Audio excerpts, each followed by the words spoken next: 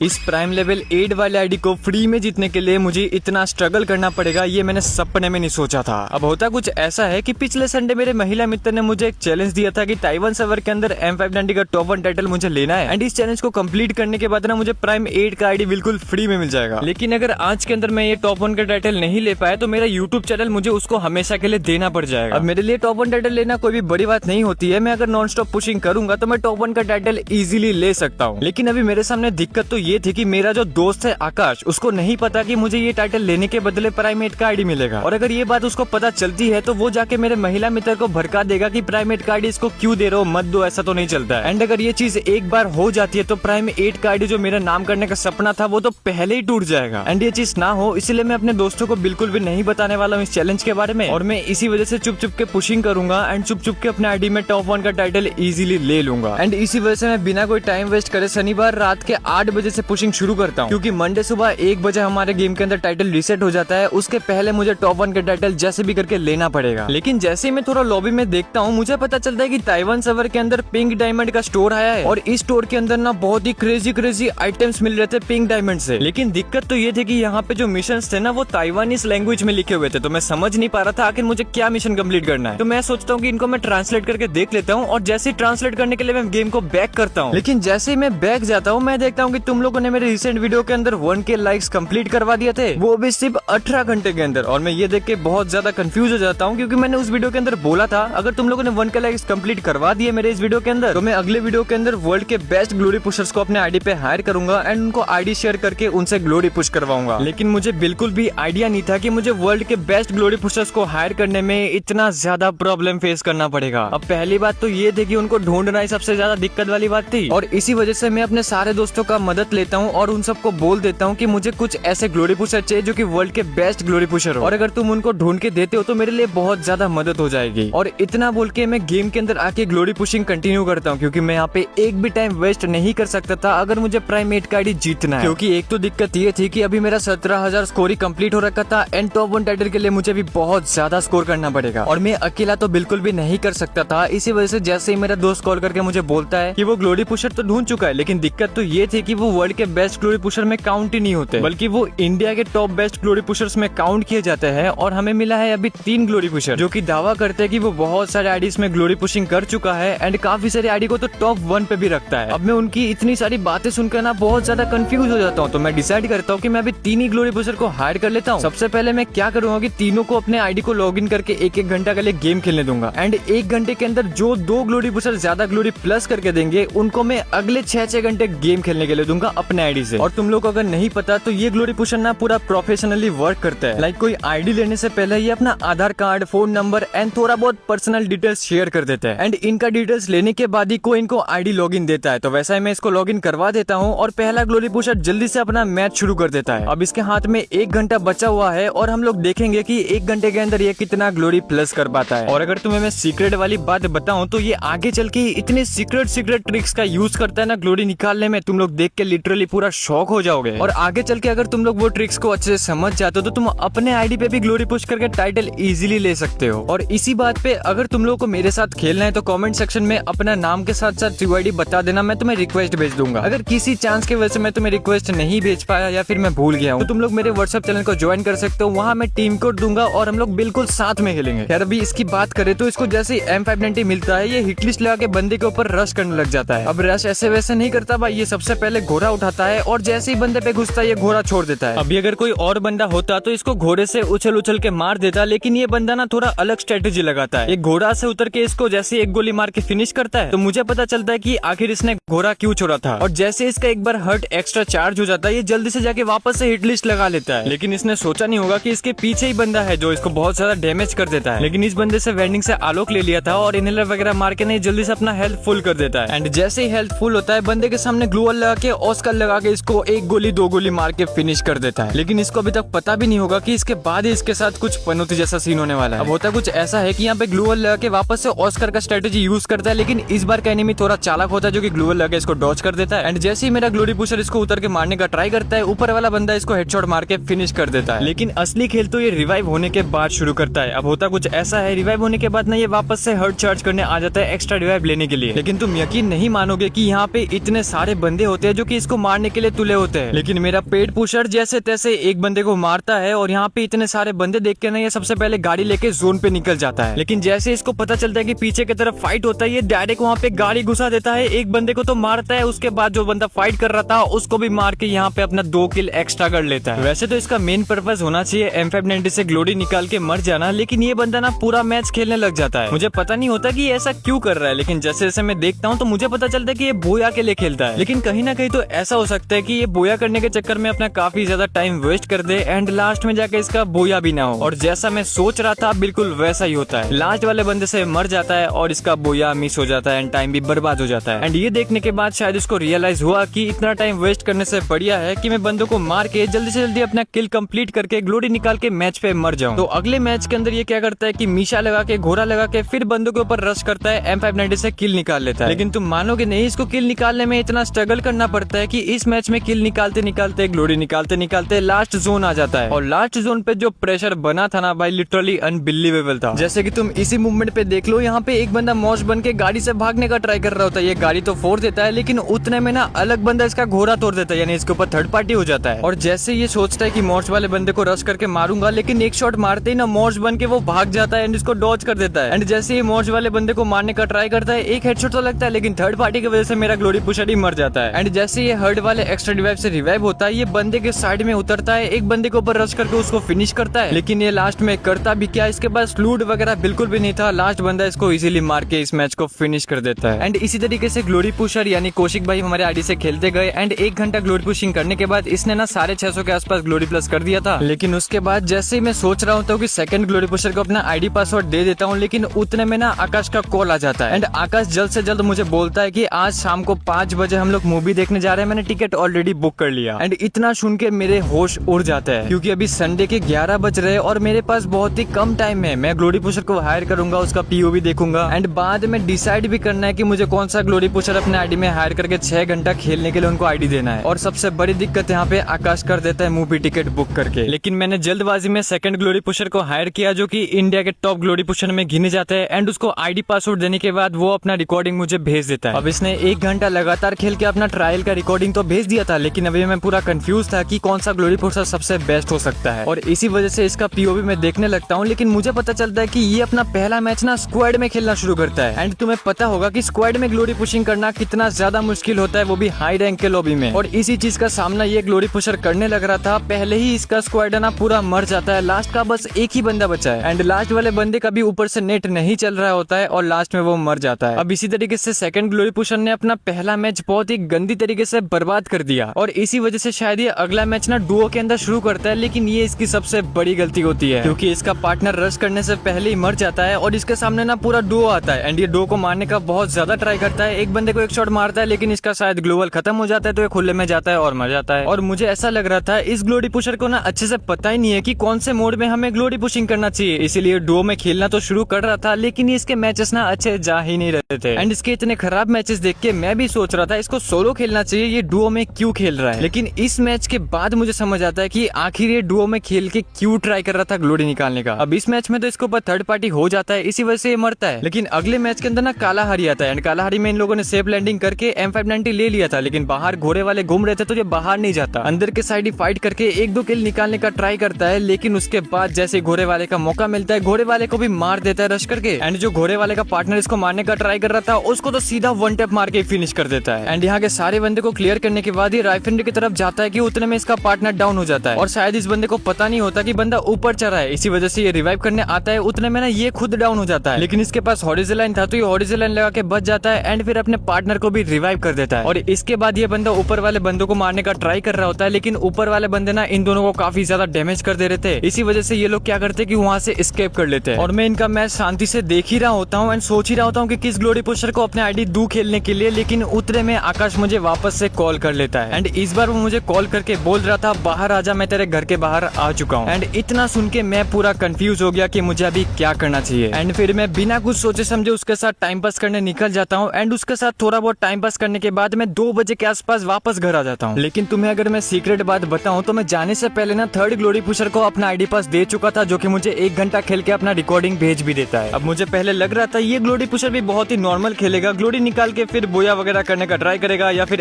Eliminate हो जाएगा। लेकिन इस ग्लोरी पुशर का स्ट्रेटजी देख के मैं पूरा कंफ्यूज हो गया। अब पहले ये करता ये है कि ब्लू जोन पे उतर के सारे बंदों को क्लियर कर लेता है एंड बंदे मारने के बाद जो टोकन मिलता है ना, उनसे ये अर्सेनल खोलता है। एंड अर्सेनल खोलने के बाद जैसे इसको M590 मिलता है, तुम इसका गेम प्ले देखो। अब तो ये गेम प्ले दिखाना बस शुरू कर रहा है। जैसे कि तुम इस वक्त में देखो, यहाँ पे दोनों तरफ से इसके ऊपर थर्ड पार्टी हो रहा था। इसी वजह से ये एक बंदे के ऊपर रश करके ना उसको क्लियर कर लेता है और अपना प्लेस बना लेता है। और मुझे इसका डिसीजन मेकिंग और स्ट्रेटेजी देख के लग रहा था कहीं ना कहीं ये टूर्नामेंट और ई स्पोर्ट्स में भी इंटरेस्ट रखता है और खेलता भी होगा। और इसी वजह से इसका पहला मैच तो बहुत ही बढ़िया जाता है। ये बंदे वगैरह मार के ना, लास्ट का बंदा बचा होता है उसको तो वन टैप मार के फिनिश कर देता है और इस मैच को काफी इजीली बूया कर लेता है। एंड इसका पहला मैच बूया देख के मैं सोच रहा था ये भी हर एक मैच को बूया करेगा, लेकिन बाद में जो हुआ ना, बिल्कुल अनएक्सपेक्टेड था। अब ये करता ये है कि ये बिना देखे सीढ़ियों से ऊपर जाता है और एक बंदा चुप के इसको काफी इजीली मार देता है। लेकिन रिवाइव होने के बाद M590 जल्दी से ढूंढ लेता है एंड बंदे को ना हेडशॉट मार के फिनिश करने लग रहा था। और बस इतना ही नहीं, ये बंदे देखते वहाँ पे घुस जा रहा था। 1v2 इसके लिए बहुत ही इजी था, ये बंदे को काफी इजीली मार रहा था। और जब लॉन्ग रेंज पे फाइट हो रहा था ना, ये इतने बढ़िया तरीके से खेल रहा होता है कवर वगैरह लेके, लेकिन थर्ड पार्टी से ये बंदा बच नहीं पाता और इसी मोमेंट पे इसका पूरा मैच बर्बाद हो जाता है। लेकिन तुम यकीन नहीं मानोगे, इसके सारे मैचेस को अच्छे से एनालाइज करने के बाद मैं समझ चुका था कि ये बंदा सबसे एग्रेसिव प्लेयर है। और इसी वजह से मैंने डिसीजन लिया कि मैं टॉप 1 वाले ग्लोरी पुशर को एंड टॉप 3 वाले ग्लोरी पुशर को हाइड कर लेता हूँ एंड दोनों बंदे को 6-6 घंटे अपना आईडी लॉगिन करके खेलने देता हूँ। एंड लास्ट में जाके हम देखते हैं कि कौन सा ग्लोरी पुशर सबसे ज्यादा ग्लोरी निकाल के देता है एंड किस ग्लोरी पुशर की वजह से मुझे टॉप 1 का टाइटल मिलता भी है या फिर नहीं, वो तो हमें बाद में पता चलेगा। और तुम्हारे दिमाग में ये भी चल रहा होगा ये इंडिया के बेस्ट ग्लोरी पुशर में काउंट होते हैं, तो इन लोगों ने मुझसे कितना चार्ज किया है। इसके बारे में मैं तुम्हें थोड़ी देर बाद बताता हूँ, क्योंकि ये ना थोड़ी सी लंबी कहानी है। लेकिन उससे पहले तुम लोग इतना जान लो कि अभी मेरे आईडी से टॉप 3 वाला ग्लोरी पुशर आ चुका है और अभी मैंने इसको अच्छे से समझा दिया है कि अभी तुम्हें नॉन स्टॉप 6 घंटा खेलना है और 6 घंटे के अंदर तुम्हें अपना बेस्ट देना है। टॉप 1 का टाइटल हमें लेना ही पड़ेगा। और इसी वजह से इतना कह के मैं जैसे ही ग्रुप लीव करता हूँ, ये जल्दी से अपना मैच खेलना शुरू करता है। अब पहले मैच के अंदर बर्मुडा आया था, ये ऑब्जर्वेटरी ब्लू जोन पे उतरता है और M590 लेके किल करना शुरू कर देता है। लेकिन ये मुझसे कह रहा था कि इसने normal free fire just download किया है, इसी वजह से इसका कस्टम मोड ना थोड़ा सा अलग है। इसी वजह से इसको थोड़ा बहुत प्रॉब्लम फेस करना पड़ता है, जो कि मुझे इस मैच में काफी अच्छे से दिख रहा था। और कस्टम मोड की वजह से ये काफी बार मरने भी लग रहा था, लेकिन जहाँ जहाँ बंदा इसको मिल रहा था ना, वो मारने का बहुत ज्यादा ट्राई करता है। अकेला बंदा मिलने के बाद तो ये मार ही देता है। जैसे कि तुम यहाँ पे देखो, ये पहले काटू क्लियर करता है, उसके बाद भीमा शक्ति क्लियर करके प्लांटेशन की तरफ जाता है, लेकिन वहाँ पे ना थर्ड पार्टी हो जाता है और ये मर जाता है। और इस मैच के अंदर ये चीज करके इसने सबसे बड़ी गलती कर दी थी। अब मैं ऐसा क्यों बोल रहा हूँ, तुम इसी मूवमेंट पे देख के समझ जाओगे। अब क्या होता है कि रिवाइव होके M590 लेने के आता है, लेकिन ये M590 लेने के चक्कर में जोन पे बहुत ही गंदा फंस जाता है और आगे वाले बंदे इसको मार के फिनिश कर देते हैं और ये इसका मैच हमें खत्म हो जाता है। लेकिन उसके अगले वाले मैच में मैंने सोचा नहीं था इसको इतनी बड़ी पनौती लग जाएगी। अब होता कुछ ऐसा है, ये ब्लू जोन पे उतरता तो है, लेकिन पूरा ब्लू जोन लूट करने के बाद भी इसको M590 नहीं मिलता। और जब ये लोग ब्लू जोन छोड़ के दूसरी जगह M590 ढूंढने के लिए जा रहे होते हैं, उतने में एक स्क्वाड इनसे क्लैश ले लेती है और इसी क्लैश में ये लोग एलिमिनेट हो जाते हैं। और इस मैच के बाद होता कुछ ऐसा है कि ये ग्लोरी पुशर मुझे कॉल करके बोलता है कि मैं काफी ज्यादा थक चुका हूँ, मैं गेम नहीं खेल पा रहा हूँ एंड मैं छोटा सा ब्रेक लेने के लिए ऑफलाइन जा रहा हूँ, तब तक तुम अपने आईडी में खेल लो। और अभी मेरे लिए सबसे बड़ी दिक्कत बन रखी थी, क्योंकि अगर मैं अभी गेम खेलूंगा, अचानक अगर आकाश आ गया तो बातों बातों में कहीं ना कहीं उसको पता चल जाएगा कि मैं आखिर इतना सीरियसली पुशिंग क्यों कर रहा हूँ। और इसी वजह से मैंने सोचा कि अभी मैं टॉप 1 वाले को हायर कर लेता हूँ एंड जब टॉप 3 वाला ग्लोरी पुशर ब्रेक कंप्लीट करके आ जाएगा, तब मैं टॉप 1 वाले को ब्रेक लेने के लिए भेज दूंगा। अब जैसे ही मैं टॉप 1 वाले को अपने आईडी से ग्लोरी पुशिंग करने के लिए भेजता हूँ, ये पहला मैच ना सोलो में शुरू करता है एंड लकीली इसको M590 मिल भी जाता है। मुझे लगा कि ये ग्लोरी वगैरह निकाल के मर जाएगा और ग्लोरी के लिए खेलेगा, लेकिन ऐसा बिल्कुल भी नहीं होता। सोलो में खेलने की वजह से इसके ऊपर जैसे ही बंदे थर्ड पार्टी करने लगते हैं ना, ये मर जाता है एंड मरने के बाद पता नहीं इसके दिमाग में क्या चल रहा होता है, ये सीधा पीक में उतरता है एंड पीक में उतर के एक बंदे से मर भी जाता है। अब इसने पहला मैच इतना खराब तरीके से वेस्ट कर दिया कि मुझे बहुत ज्यादा गुस्सा आने लग जाता है। तो मैं इसको जल्दी से कॉल करके बोल देता हूँ, अगर तुमसे सोलो में नहीं हो रहा तो मेरे बंदों के साथ खेलो, मेरे दोस्तों के साथ खेलो, वो लोग तुम्हारे साथ खेलेंगे एंड तुम अच्छे से ग्लोरी पुशिंग कर पाओगे। एंड इतना बोलने के बाद ये नेक्स्ट मैच ना स्क्वाड में शुरू करता है मेरे दोस्तों को बुला के। लेकिन बात कुछ ऐसी है कि मैं इसको स्पेक्टेट नहीं कर पाता, क्योंकि मुझे थिएटर जाने के लिए रेडी भी होना था। इसी वजह से मैं फ्रेश होने चला जाता हूँ एंड इसको बोलता हूँ कि मैं सारी रिकॉर्डिंग भेज देना। एंड जैसे ही मुझे अपना पहला रिकॉर्डिंग भेजता है, मैं सोचता हूँ कि अच्छा खासा ग्लोरी निकाला होगा, बूया भी किया होगा, लेकिन लास्ट में इसकी एक गलती और पूरा मैच बर्बाद। अब होता कुछ ऐसा है कि स्टार्टिंग में तो काफी अच्छा खासा किल निकालने लग रहा था, ग्लोरी भी निकाल चुका था, लेकिन जिन बंदों को ये एक बार मार चुका था ना, वो वापस से रिवाइव होके इससे बदला ले लेता है। अब शायद मेरे ग्लोरी पुशर में भी ईगो इशू था, इसीलिए बदला लेने के लिए वापस से उतरता है। एक बंदे को डाउन तो करता है, लेकिन जैसे भाग रहा होता है ना, दूसरा बंदा इसको डाउन ले लेता है एंड इसके बाद ये समझदारी दिखाता है, वहाँ पे ना जाके M590 अर्सेनल से ले लेता है। और अभी तुम्हें देख के पता चलेगा कि ग्लोरी पुशिंग करने के लिए स्क्वाड सबसे बेकार क्यों माना जाता है। जैसे ही बंदों को एक एक गोली मार रहा होता है ना, इसका पार्टनर इसका किली चुराने लग जाता है और इसी चीज से गुस्सा होकर ये अकेला जाके बंदों पे घुस जाता है, लेकिन बंदे एक दो होते तो ये मार नहीं पाता, वहाँ डाउन हो जाता है। लेकिन जैसे ये रिवाइव होके आता है ना, इसको M590 तो मिल चुका था, अब इसके पास गोल्डन मौका था किल करके ग्लोरी निकालने के लिए, लेकिन यहाँ पे इतने सारे बंदे होते हैं, एक के बाद एक बंदा दूसरी तरफ से मारने लग जाता है और इसी चक्कर में ये थर्ड पार्टी में फंस के मर जाता है। लेकिन असली खेल तो तब शुरू हुआ जब ये रिवाइव होके नीचे उतरता है, क्योंकि इसके सामने जो स्क्वाड थी उनके बंदों ने इसका M590 ले लिया था और उनसे M590 वापस लेने के लिए ये बंदों के बीच में घुस जाता है, दो बंदे को डाउन करता है एंड तीसरे बंदे को भी डाउन करता है एंड फिर फिनिश करके जैसे इसको M590 मिलता है, ये धीरे धीरे जोन के अंदर आ जाता है एंड छोटे जोन के अंदर भी अपने पार्टनर वगैरह को रिवाइव करता है इस मैच को बोया करने के लिए। लेकिन जैसे ही रिवाइव करता है ना, एक मॉर्स के पीछे जाता है, लेकिन उतने में इसके ऊपर थर्ड पार्टी हो जाता है और थर्ड पार्टी में फंस के ये वापस से मर तो जाता है, लेकिन वापस से छोटे जोन के अंदर इसका पार्टनर इसको रिवाइव करता है। लेकिन रिवाइव होकर जहाँ पे उतरता है वहाँ पे बहुत सारे बंदे होते हैं, एक बंदे को ये डाउन करता है, लेकिन उतने में सारे पार्टनर इसके मर जाते हैं और लास्ट में ये भी मर जाता है। और जितने में ये बंदा गेम खेलने लग रहा था उतने में मैं रेडी वगैरह होकर थिएटर के लिए निकल भी जाता हूँ, लेकिन मेरे दिमाग में बस यही चल रहा था कि ये ग्लोरी पुशर मेरे आईडी में सही से खेल भी रहा होगा या फिर नहीं, क्योंकि जहाँ तक मैंने देखा था मुझे अभी बहुत सारा ग्लोरी चाहिए टॉप 1 टाइटल लेने के लिए, और अगर मेरा यहाँ पे टाइम वेस्ट होने लग जाए तो मैं टॉप 1 का टाइटल नहीं ले पाऊंगा और प्राइम 8 का आईडी नहीं जीत पाऊंगा। और मैं इतना ओवरथिंक करने के बाद रह नहीं पाता, मैं इस ग्लोरी पुशर को कॉल कर देता हूँ एंड जैसे मैं इससे पूछता हूँ कि तुम्हारे मैचेस कैसे जा रहे हैं, क्या तुम ग्लोरी निकाल भी पा रहे हो, तो ये बंदा मुझसे कहता है कि ग्लोरी तो निकाल ले रहा हूँ, लेकिन एक मैच के अंदर कुछ ऐसा हुआ, मैं ब्लू जोन पे उतर के M590 ढूंढ रहा था, लेकिन उतने में घोड़ा वाला रश कर देता है और मुझे मार देता है। लेकिन पता नहीं क्यों आज मेरी किस्मत बिल्कुल भी साथ नहीं दे रही है। हम लोग जब भी फाइट लेने जा रहे थे हमारे ऊपर थर्ड पार्टी होने लग रहा था एंड वो मुझसे ये भी कहता है कि ताइवान सर्वर के अंदर ना ग्लोरी पुश करना स्क्वाड में और ज्यादा मुश्किल होता है, क्योंकि ताइवान सर्वर में जोन पुशर हर किसी के पास नहीं होता और इसी वजह से ना चारों बंदे साथ होते हैं एंड उनमें से सबको मारना ग्लोरी निकालना बहुत ज्यादा मुश्किल हो जाता है। और यही नहीं, जब जब मैं फाइट ले रहा होता हूँ ना उतने में दूसरी स्क्वाड हमारे ऊपर थर्ड पार्टी मार देती है और इन्हीं चीज के वजह से मेरा ग्लोरी पुशिंग बहुत ही ज्यादा हार्ड होता जा रहा है। मैं काफी बार इसी वजह से मर भी चुका हूँ। जैसे कि तुम इसी मैच में देख लो, एक बंदे को ये मार रहा होता है ना, उतने में दूसरा बंदा इसके ऊपर थर्ड पार्टी कर देता है। वो तो बढ़िया बात है कि इसका पार्टनर ने इसको रिवाइव किया, लेकिन वापस से थर्ड पार्टी हो जाता है। लेकिन उस लूप से ये जैसे तैसे निकलता है और M590 मिलने के बाद ये ग्लोरी निकालने लग जाता है। लेकिन तुम वापस देखो, जैसे ये बंदा डाउन करता है उसके बाद थर्ड पार्टी होने ही लग जाता है। एक बार नहीं बल्कि इसके ऊपर 2-3 बार थर्ड पार्टी होता है। लास्ट में इसके टीममेट को यानी जोन पुशर को मार के फिनिश कर देते हैं। और तुम यकीन नहीं मानोगे, इसने जितने भी रिकॉर्डिंग भेजे है ना, सारे मैचेस के अंदर थर्ड पार्टी होना कंपलसरी था। और मैं इसकी मुसीबतों को समझ रहा था, इतना हार्ड हो रहा था इसको ग्लोरी पुशिंग करने में, मैं समझ रहा था। तो मैं इससे एक क्वेश्चन पूछ लेता हूँ कि अगर तुम्हारे लिए इतना हार्ड हो रहा है, तुम सोलो में क्यों नहीं खेल रहे हो? तो ये मुझे बोलता है कि सोलो में भी सेम हालत है भाई, मैं कुछ कर ही नहीं पा रहा हूँ। और इतनी सारी प्रॉब्लम और एक्सक्यूजेस सुन के मैं समझ चुका था कि इसको ग्लोरी पुशिंग अभी नहीं करने दे सकता। मैं अभी टॉप 3 वाले को फोन करता हूँ और जल्द से जल्द उसको बोलता हूँ कि ग्लोरी पुशिंग करने लग जाओ। लेकिन जब तक टॉप 3 वाला आ रहा है, तुम देखो कि इसके लास्ट मैच के अंदर इतने IQ लेवल वाले बंदे आए थे ना, जो इसको लैंडमाइन से डाउन कर देते एंड फिर फिनिश भी कर देते। लेकिन जैसे इसका जोन पुशर इसको रिवाइव करता है, उतर के वापस से मर जाता है। लेकिन ओपोनेंट वाली टीम ने एक गलती कर दी कि वो पहले ब्रिज के नीचे उतर जाता है एंड इसी गलती का फायदा उठा के मेरे ग्लोरी पुशर के टीम ने उनके ऊपर इतना प्रेशर बनाया एंड फिर लास्ट वाले बंदे को भी मार के इस मैच को बोया कर लिया। एंड जैसे ही अपना लास्ट मैच कंप्लीट करता है, उसके बाद मैं थर्ड वाले यानी टॉप 3 वाले ग्लोरी पुशर को भेज देता हूँ एंड वो ग्लोरी पुशर इतना चालाकी करके ग्लोरी निकाल रहा होता है, तुम लोग देख के बिल्कुल शॉक हो जाओगे। पहले तो मुझे समझ नहीं आ रहा था, लेकिन जैसे ही मैं ध्यान से देखता हूँ ना, ये बंदों को डाउन करके इमोट दिखाने लग जाता है। ये शायद अपने साइकोलॉजी का यूज कर रहा था, बंदे को इमोट दिखाएगा, वो रिवेंज लेने आएगा, वापस से मार देगा। लेकिन ऐसा कुछ भी नहीं होता है, बल्कि जैसे क्लॉक टावर में रश करता है ना, 2 बंदों के बीच में फंस के मर जाता है। लेकिन असली शौक तो मुझे तब लगा जब ये पीक में एक बंदे को 2 गोली मार के डाउन करता है एंड जब ये ध्यान से देखता है तो इसको पता चलता है कि ये इलाइट पास वाला बंदा था एंड शायद उनके स्क्वाड को मारने के लिए ये बेताब हो चुका था। हिट लिस्ट वगैरह लगा के बंदे को ऊपर रश करने लग जाता है। और कहीं ना कहीं इसका गेम प्ले देख के मुझे ऐसा लग रहा था कि इसको थोड़ा बहुत ओवर कॉन्फिडेंस भी है, इसी चक्कर में ये कभी कभी मर भी जाता है। लेकिन इनके टीममेट ने इस मैच को काफी अच्छे से संभाला, इसको रिवाइव किया। ये रिवाइव होकर लास्ट बंदे को मार के इस मैच को काफी इजीली बोया कर लेता है। सच कहूँ तो मुझे ऐसा लग रहा था इंडिया के टॉप ग्लोरी पुशर्स को हायर करके टॉप 1 का टाइटल अचीव करना बहुत इजी हो जाएगा, लेकिन रियलिटी थोड़ा सा अलग निकला। खैर, मुझे आज बहुत सारी बातें समझ में आई कि तुम अच्छे टीममेट या फिर ज्यादा से ज्यादा पैसे लगा के ग्लोरी पुशर को हायर करोगे तो तुम्हारा सब कुछ वो नहीं होता है। तुम कंसिस्टेंटली किसी काम पे लगे रहोगे तभी जाके वो अचीव करना थोड़ा पॉसिबल हो सकता है। मैंने बीच बीच में काफी सारे ब्रेक लिए, वीडियो बनाने के चक्कर में ऑफलाइन हो गया, इसी वजह से ये जर्नी मेरे लिए बहुत ज्यादा हार्ड हो गया। और बस इन्हीं कुछ रीजंस के वजह से मैं इस बार भी टॉप 1 का टाइटल अचीव नहीं कर पाया। और जैसा मैंने प्रॉमिस किया था कि मैं उसको अपना यूट्यूब चैनल दे दूंगा, तो हाँ, मैंने उसको आईडी पासवर्ड शेयर कर दिया है। और इस वीडियो के अंदर जितने भी सारे कमेंट आएंगे वो मेरी दोस्त देखेगी, और हो सके तो इतने सारे कमेंट कर दो तुम लोग कि उसका दिमाग कमेंट पढ़ते पढ़ते हैंग हो जाए, क्योंकि उसने भी मुझे बहुत खतरनाक चैलेंज दिया था और मैं भी चाहता हूँ कि तुम लोग उससे बदला लो, तो बदला प्लीज ले लेना। और बाकी जिसको भी लग रहा है कि हमारे चैलेंजेस, हमारे वीडियोस खत्म हो चुके हैं, तो ऐसा बिल्कुल भी नहीं है। ये बस एक सीरीज थी जो कि एंड होने जा रहा है, लेकिन मैं अपने नेक्स्ट जन आर्मी से प्रॉमिस करता हूँ कि आने वाले चैलेंजेस इससे भी ज्यादा खतरनाक होने वाले हैं। तो ये वाला सेगमेंट में वीडियो एडिट करवाने के बाद रिकॉर्ड कर रहा हूँ, क्योंकि ये बोलना जरूरी है कि हमारे इंडिया के एक स्टेट असम के अंदर इतना भयंकर फ्लड आ रखा है 19 जुलाई से लेके कि अभी तक सिचुएशन और ज्यादा खराब होते जा रहा है। और अभी के टाइम पे असम को हमारी बहुत ज्यादा जरूरत है। अगर आप भी असम के लिए खड़े होना चाहते हो, उनको हेल्प करना चाहते हो, किसी की जिंदगी बचाना चाहते हो, तो मैं स्क्रीन के अंदर डोनेशन वाले QR कोड लगा दूंगा। उसके अंदर आप लोग थोड़े बहुत पेमेंट करके लाइक 5 रुपए, 10 रुपए या फिर जितना भी आपसे हो पाए उतना डोनेट करके आप किसी की जिंदगी को बचा सकते हो, क्योंकि लाखों लोगों ने अपना घर खो दिया है और साथ ही 60 से 70 लोगों ने अपनी जान भी खो चुकी है। तो अगर आप किसी का मदद करके जिंदगी बचाना चाहते हो, किसी को एक दिन का खाना देना चाहते हो, तो